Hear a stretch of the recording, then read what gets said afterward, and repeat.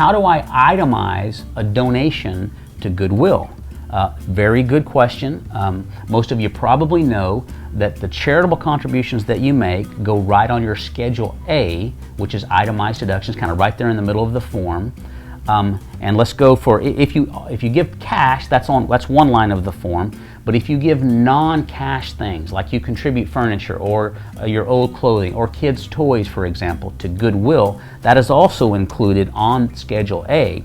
But if you have more than $500 of non-cash contributions, you got to attach another form. And whoever thought that the IRS would want us to attach another form? Well, we all thought that, in fact. But the form that you're actually going to need is Form 8283. And the title of the form is Non-Cash Charitable Contributions.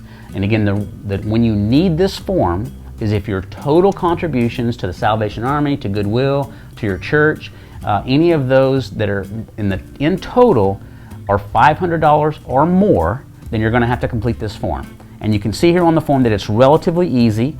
The name of the organization that you gave the stuff to, and then a description of the property. There's a place down here to put the value of that property, and most of that type of property is assumed to be donated at thrift store values.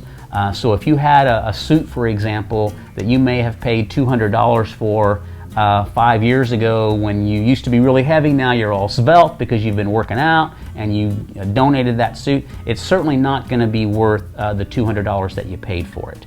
So be real careful with the value that you allocate to that suit. But using this form 8283, you can see it's relatively easy to fill out. But if you end up with more than $500, fill out this form 8283, attach it right with your tax return.